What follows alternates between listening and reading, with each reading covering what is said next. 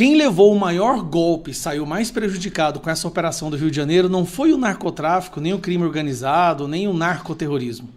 Quem levou o maior golpe, sofreu o maior impacto, foi o governo Lula. O governador do Rio de Janeiro, eu acho que ele não tem noção do impacto que essa operação no Rio de Janeiro teve na aprovação do governo. Vamos lá. Nos últimos meses, o governo realmente começou a melhorar na sua questão de aprovação, depois de R$500 bilhão que o Sidoni jogou e despejou nas redes sociais, na imprensa, no impulsionamento, pagando influenciadores, pagando agências, pagando robôs. Eles realmente começaram a maquiar um pouco, né, a cara do governo, e a rejeição, vamos ser sinceros, começou a cair. E aí o Cláudio Castro decide fazer essa operação que coincidiu de acontecer 2 dias depois do Lula dizer que o traficante é vítima do usuário. Cara, isso parece intervenção divina. Ele fala que traficante é vítima do usuário. 2 dias depois, nós temos uma operação no Rio de Janeiro contra o narcotráfico. A esquerda nacional ficou do lado do narcotráfico. O Lula, os seus ministros, os ministros do STF, ficaram do lado do narcotráfico. E a população não gostou disso. E aí começam a surgir os resultados. Olha que, de repente, o principal problema no Brasil agora é facção criminosa e narcotráfico. E como é que está o Lula nessa situação? Avaliação do trabalho do Lula em relação ao combate ao tráfico de drogas. Isso aqui é uma bomba para esse governo. Esse governo que estava aí todo otimista, né, acreditando que vai ser eleito no primeiro turno, de repente, o povo brasileiro percebe que nós temos um presidente e um partido dos traficantes e um presidente dos traficantes. 45% péssimo, 5% ótimo e 8,3% bom.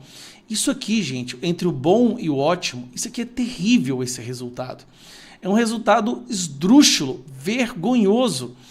Esse é o resultado que o Lula tem em relação ao combate ao narcotráfico, que agora se tornou a preocupação número 1 do Brasil.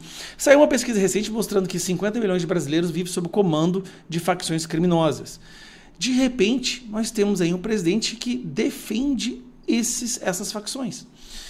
Para piorar, Lula, essa semana, foi fazer um evento para colocar o Boulos como ministro. Boulos, um cara que foi chefe de um grupo criminoso aí, que é o MTST.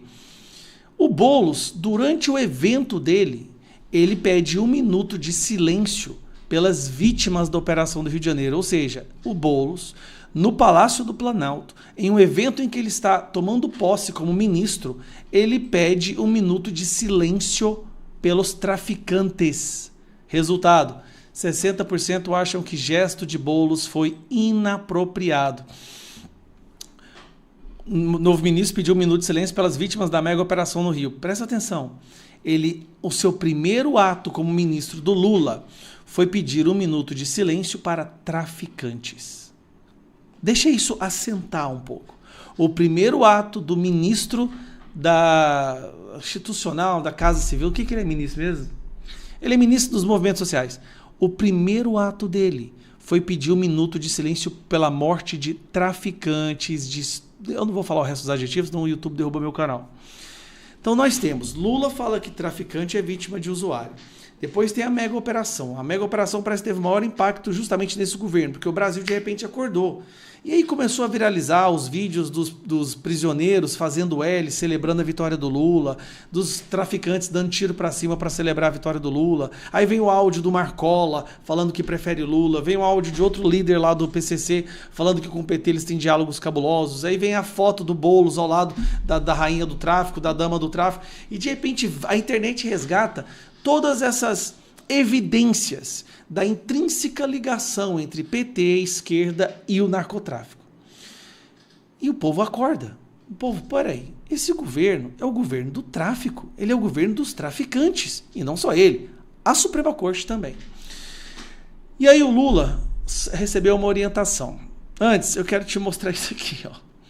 Aqui é só alguns segundinhos. As falas do Lula recentemente. Por que uma menina é obrigada a ter um filho de um cara que estuprou ela? Que monstro vai sair do ventre dessa menina? Importante para que a gente possa controlar o preço é o próprio povo. Você sabe disso. Se você vai no supermercado aí em Salvador e você desconfia que tal produto está caro, você não compra. E nós temos uma profunda gratidão ao continente africano por tudo que foi produzido durante 350 anos de escravidão. Os usuários são responsáveis pelos traficantes, que são, vítimas dos usuários. Lula tem feito uma sequência de falas tão absurdas que os seus aliados e o Sidônio foram obrigados a pedir para ele isso aqui, ó. Para evitar gafes, Lula é orientado a não dar declarações de improviso sobre segurança pública. Aliados do presidente afirmam que a orientação é para evitar falas sobre segurança pública que podem ser usadas contra o governo petista. O que é falas de improviso? Falas de improviso é você falar o que você realmente pensa. Quando o Lula fala sobre segurança pública, levando em consideração os seus reais valores internos, seus princípios, sua estrutura de hierarquia, ele sempre defende bandido e ataca a polícia. Então, para evitar que o Lula faça isso novamente, nesse momento onde o povo está percebendo que esse governo é um governo que ajuda o narcotráfico, o povo do Lula pediu, cala a boca, não fala mais besteira, fica calado, toda vez que você abre a boca só dá problema.